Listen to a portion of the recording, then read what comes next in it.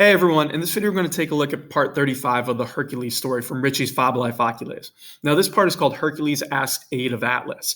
And you might remember we're in the middle of the 11th labor. Hercules is trying to find the Garden of the Hesperides so he can get the golden apples. He just doesn't know where to go, okay? So that's where we're kind of picking up the story. And we're going to see this famous episode of Atlas, right, who holds up the sky, this famous story, and how he's going to end up helping Hercules. Now, before we dive into it, like I always tell you in these videos, the first thing you want to do before you start translating is try to understand the vocab. So if you can find a commentary, there's a bunch out there, get a vocab list, memorize it as best you can.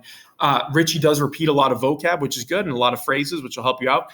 But it's very hard to understand what's going on when you just don't know what the words mean. So always start there.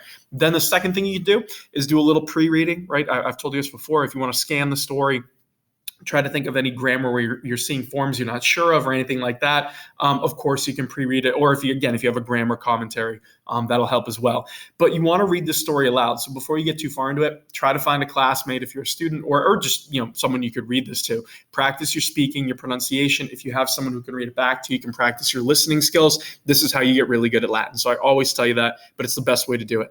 The other method I would suggest you do is the read and reread method. So read through it once, write down any problem areas you have. Maybe there's some vocab words that you just struggle with or grammar you're not sure of, write it down. Then once you've read the entire thing, look up the problem areas, right? Try to fix them, go back and read it again and again and again until you can do this without needing vocab or grammar or any help along those lines. That's how you know you've got it down pat and you can feel good that you're ready to move on. You've really understood what's going on. Okay, so if you haven't done that yet, go do it. Come back after. But at some point when you've done that and you feel really confident, keep going with this video. And as long as your translation is somewhere in the ballpark of mine, again, not that mine is ever perfect, you can feel comfortable that you've got the right idea. Okay? So it starts like this. You have Hercules, quamquam quietam vehementer cupiebat, tamen juristeo parere constituet, et simulac iusa eus accepit proficisci maturavit. So you're starting with Hercules. So it says Hercules, although he was really desiring, vehementer, right, vehemently or greatly desiring, quietam, he was desiring rest, right? He wants to rest. And remember, at this point in the story, he's just been told by Eurystheus that he needs to go find the apples. So his 11th labor has started. So he's just tired at this point. So even though he wants rest, however, he decided to parere, to obey. Now, this verb to obey takes a dative, right? That's why you kind of have the dative object here, Eurysthea. So you translate this as he decided to obey Eurystheus. And as soon as, simulac, right? As soon as he received accepit, his iusa, his orders. Okay, remember iusa, the neuter plural there is why you have the A.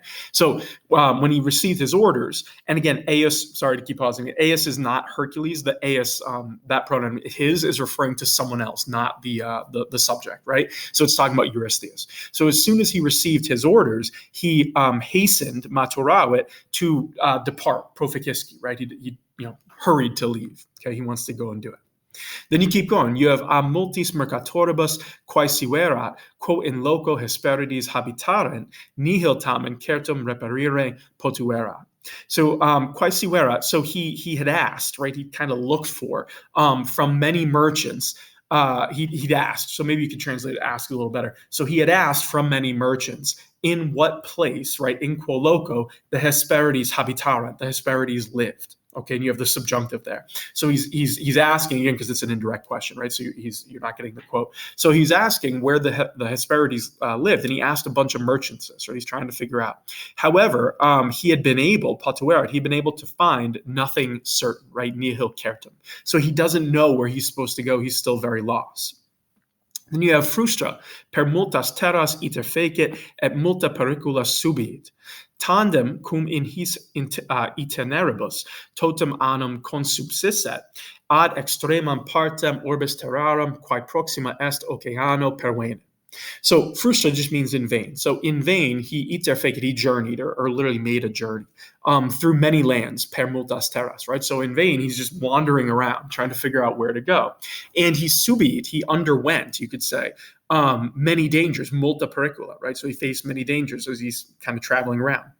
At last, right, tandem, so finally, you might say, when on his journeys, in his itineribus, right, on these journeys or on his journeys, he had consubsistet here is the Pluperfect, right? He had consumed, you might say. He'd spent, is kind of a good way to do it. Totamanum, an entire year.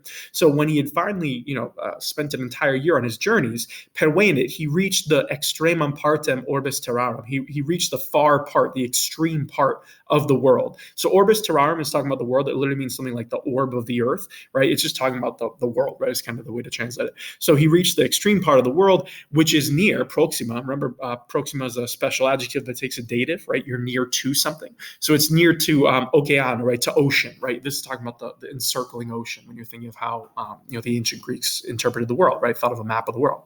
So he gets to the very extreme part of the world. And here is where he's going to find Atlas.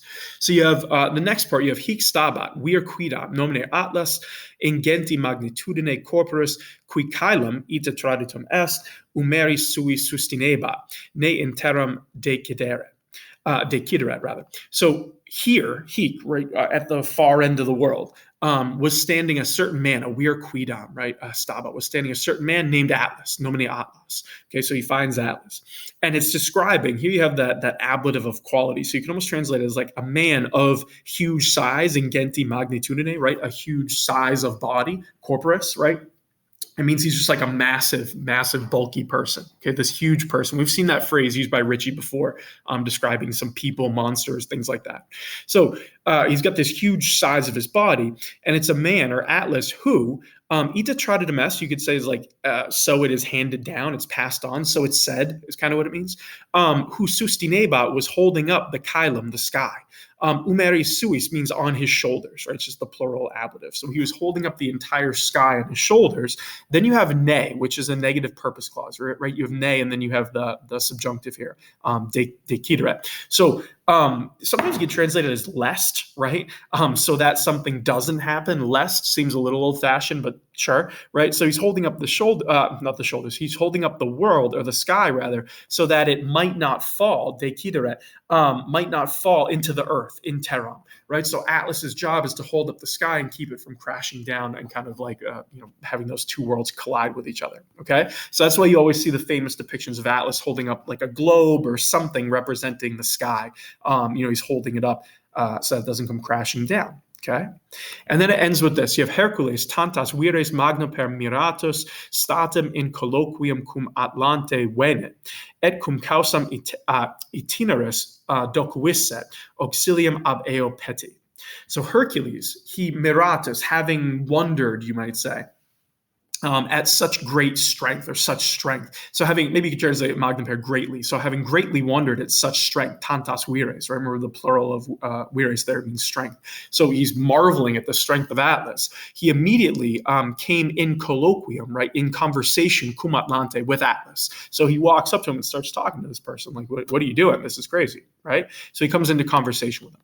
And when, we have the cum clause here, when he had taught, docuissa is the pluperfect subjunctive. So when he had taught the causam itineris, right, the cause of his journey, or the reason for his journey, he sought help, auxilium, ab eo, from him, meaning from Atlas. So this is where you have the famous scene of Hercules meeting Atlas. He asks him for help because he doesn't know where the Garden of the Hesperides are, and you're going to see in the next few chapters the famous scene where Hercules actually holds up the sky, right, and helps Atlas. So this is what's happening here. We're not quite there yet, but he finds Atlas and he asks him for help, right? Where am I supposed to go?